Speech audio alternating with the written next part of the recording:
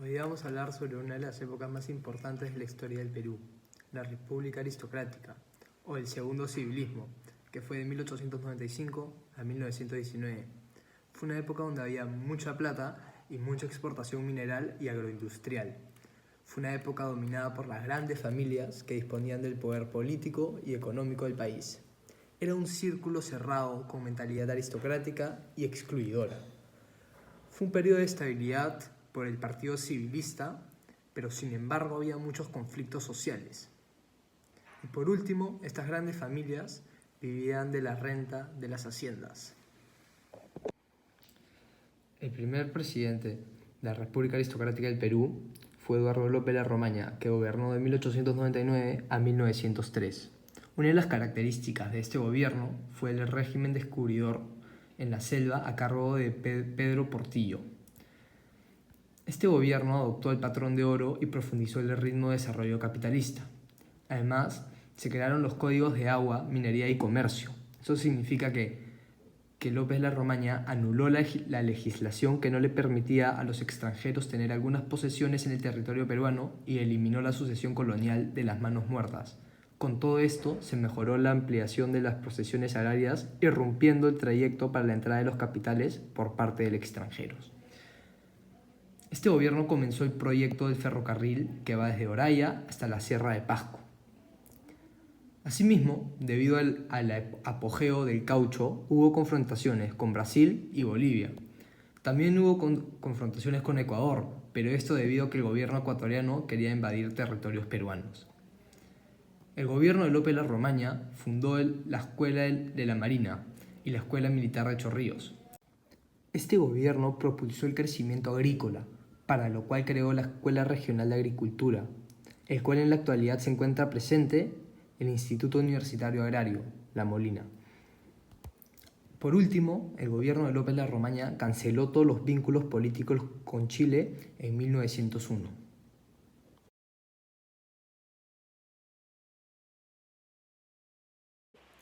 El segundo gobierno de la República Aristocrática fue el de Manuel Candamo, de 1903 a 1904, año en el que fallece. Este gobierno tuvo el apoyo del Partido Civil y del Partido Constitucionalista.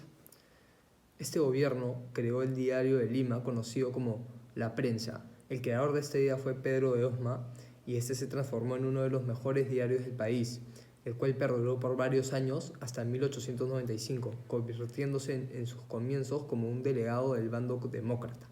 Este diario tuvo su fin cuando el gobierno de Velasco se expropió de todos los diarios. En el año 2012, el nombre y el logo de La Prensa comenzaron a ser usados para un sitio web de noticias, portalperú.com. El tercer gobierno de la República Aristocrática fue de José Pardo y Barrea, de 1904 a 1908. Este gobierno se caracterizó por su firme apoyo y eficaz a la educación pública, la cultura y la defensa nacional. Las escuelas públicas pasaron a ser fiscales. Al asumir Pardo el gobierno, había menos de 1.500 escuelas con alrededor de 100.000 alumnos. Al dejar del poder, existía cerca de 2.700 escuelas a las que acudían 170.000 alumnos. Además, se permitió el ingreso de estudiantes mujeres a la universidad. Se fundaron museos como el Museo Nacional de Historia. Se inauguró la Escuela de Arte y Oficios de Lima, que es el actual Instituto Superior Tecnológico Público José Pardo. Creó el departamento San Martín, que hoy en día San Martín es uno de los principales lugares de producción de cacao, café de maíz y arroz del Perú. Sin embargo, hoy en día seguimos teniendo un sistema de educación deplorable y muy desigual en la capital y las provincias. El tercer gobierno de la República Aristocrática del Perú fue el de Augusto Leguía, de 1908 a 1912. En este gobierno se adquirió los primeros aviones para la aviación nacional. También este mandato, que sería el primero de Leguía, resultó ser muy turbulento tanto en el orden interno como en el externo. En el aspecto internacional afrontó los problemas limítrofes con los 5 países vecinos. Gracias a Dios, hoy en día no tenemos este tipo de conflictos con los países vecinos. También en este gobierno se creó la Compañía Administradora del Guano y se concedió apoyo a los colonos para que explotaran el caucho en la Amazonía. Luego tomó el cargo Guillermo Billinghurst, de 1912 a 1914. A este gobierno se le llama el Pan Grande. Este gobierno reivindicó los derechos del obrero al crearse los barrios obreros. Se estableció la jornada de 8 horas para trabajadores del muelle y de Arsena del Callao. Este gobierno promulgó la ley de los derechos a la huelga. Esto hasta el día de hoy permite al pueblo manifestarse y tener una libertad de expresión. El gobierno que finalizó la República Aristocrática fue el segundo gobierno de José Pardo Ibarrea, de 1915 a 1919. En este gobierno se estableció la jornada laboral de 8 horas para todos los trabajadores.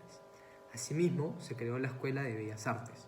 Y por último, se decretó una amnistía política y trató de hacer un gobierno de concordia y unión nacional, pero no pudo contrarrestar la oposición que hicieron desde el Congreso.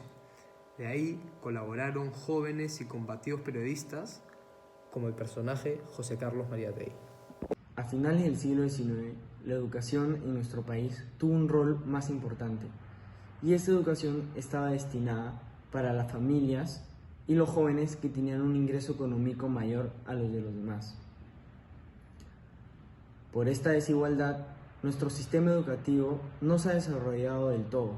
Sin embargo, con el pasar del tiempo, se han incrementado el número de colegios públicos y de oportunidades para las personas de bajos recursos. En las 2 primeras décadas del siglo XX se impulsaron 2 escuelas, la Escuela de Agricultura y la Escuela de Ingeniería, con un objetivo de preparar a los jóvenes pertenecientes de la clase alta para que desarrollen un nivel de conocimientos y así pudieran liderar a la economía del país en un futuro. ¿Dónde quedó la educación en la clase de bajos recursos? Bueno, en 1870 el Estado peruano implementó los colegios públicos. Una de las primeras escuelas, según Elmer Robles, fue la Escuela Normal de Varones, en 1905. Unas de las primeras escuelas en estos tiempos, según Elmer Robles Ortiz, fueron la Escuela Normal de Varones, fundada en 1905, y la Escuela Normal de Mujeres, creada en 1876. Esta escuela de mujeres corrió mejor suerte y continuó en el siglo XX. En cuanto a la Escuela Normal de Varones, podemos afirmar que no fue del todo efectiva, ya que por causa de enfrentamientos políticos y la crisis económica colapsó. En estas 2 escuelas enseñaban aritmética, gramática y religión. La Escuela Normal de Mujeres se situó en Santa Teresa y a diferencia, esta llevaba un curso más. Este curso era el de la costura. La situación actual del Perú en cuanto a la educación no está siendo efectiva, ya que la falta de infraestructura, principalmente en las zonas rurales, es muy escasa. La falta de recursos tecnológicos y material de estudio en los colegios públicos es una problemática que llevamos cargando año tras año. Este tipo de problemas impiden que los alumnos de dichos colegios prosperen y lleguen a tener un desarrollo de una manera eficaz y continua, ya que muchas familias no tienen cómo pagar el material de estudio que debería ser entregado por el Estado, y a consecuencia tenemos lo que conocemos como discontinuidad académica. Según el diario Andina 2020, el Ministerio de Economía y Finanzas, Carlos Oliva, anunció que para acelerar la construcción de 100 escuelas y otros tantos hospitales, se necesitará al mecanismo de oficinas de gestión de proyectos o Project Management Office, usado con éxito en la construcción de infraestructura de los Juegos Panamericanos. Este tipo de apoyo es el que necesita nuestro sistema de educación para poder prosperar. La práctica del deporte llegó al Perú en la segunda mitad del siglo XIX y se difundió rápidamente entre las décadas de 1880 y 1920, cambiando las costumbres y comportamientos de la población. Su práctica fue introducida por los extranjeros y el Estado y la élite entendieron que era muy importante en ese momento. Se trataba de una actividad saludable que permitía a las personas alejarse de los vicios o de los pasatiempos poco productivos, algo que era muy común entre los limeños. Por ello, al igual que en Europa o Norteamérica, la sociedad peruana le asignó al deporte una función educativa: desarrollar un cuerpo autónomo y dinámico y al mismo tiempo inculcar la disciplina y el control. En 1896, el gobierno de Nicolás de Piérola reglamentó a todas las escuelas diseñar cursos de educación física con el objetivo de formar una generación orgánica y moralmente vigorosa. En otras palabras, se trata de formar hombres de acuerdo al ideal burgués, sanos, viriles, autónomos y esbeltos. Como es lógico, la práctica del deporte no se limitó a los colegios, también lo hizo la Universidad de San Marcos, Gimnasio de la Universidad de San Marcos y otros centros de educación superior. Las colonias de extranjeros y la población en general, además, se organizaron en clubes para formar la práctica de algún deporte en particular, ya sea el tenis, que fue en el lawn tenis de la exposición en 1895, la regata, en el Club Regatas Lima en 1875, el fútbol, el tiro, el ciclismo, el automovilismo, el boxeo, la natación, el golf y el polo, o el baloncesto. El primer club deportivo fue el Lima Cricket and Lawn Tennis. Fue fundado por trabajadores ingleses de las empresas Duncan y Fox en 1865. En esta época el club practicaba únicamente tenis y cricket. 10 años después se fundó el Club Regatas, dedicado a la práctica de deportes acuáticos. En 1893, un grupo de jóvenes de la élite interesados en las actividades deportivas organizadas por el Club Lima Cricket fundaron el Union Cricket para practicar tenis y cricket. Finalmente, el 23 de septiembre de 1895 se fundó el Unión Ciclista Lima, otro club deportivo formado íntegramente por jóvenes de la élite limeña. Ambos clubes no practicaban fútbol, sino otros deportes. Cricket el primero, ciclismo el segundo. El promotor de este nuevo deporte llamado fútbol fue el economista y escritor Alejandro Garland, quien tras su regreso de Europa organizó algunos encuentros usando como área de juego a los terrenos desocupados que existían entre la penitenciaría y el Palacio de la Exposición. Fueron 3 los grupos sociales que practicaron el fútbol en sus inicios: los inmigrantes británicos residentes en el Perú, los marineros británicos de paso en los puertos y los jóvenes de la élite local que aprendieron el juego en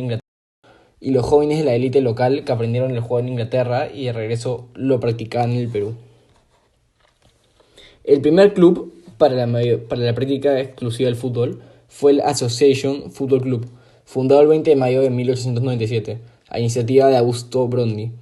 Otros clubes que también impulsaron este deporte fueron el Lima Cricket and Football Club, Union Cricket, Union Fútbol y Club Fútbol Perú. La mayoría fueron creados por jóvenes de edad escolar.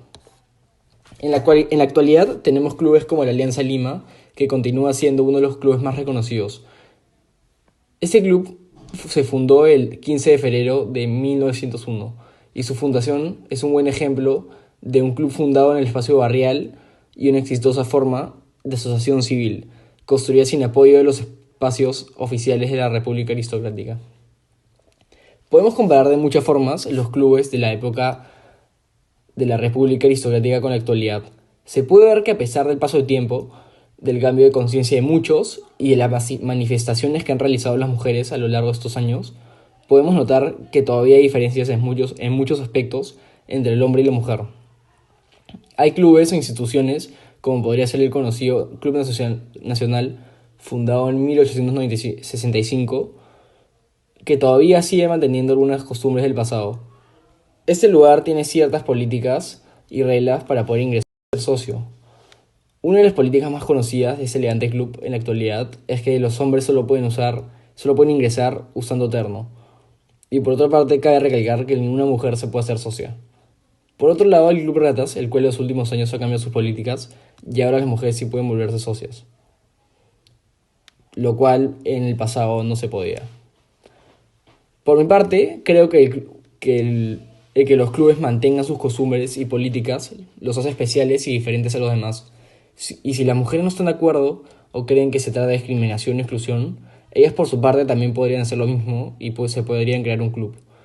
Cada quien puede hacer lo que les parezca sin hacer daño a los demás. Sea en la época de la República Aristocrática o en la actualidad, ser parte de un club siempre es visto como algo muy importante siendo de la élite, y para muchos podría ser un requisito formar parte de esos clubes.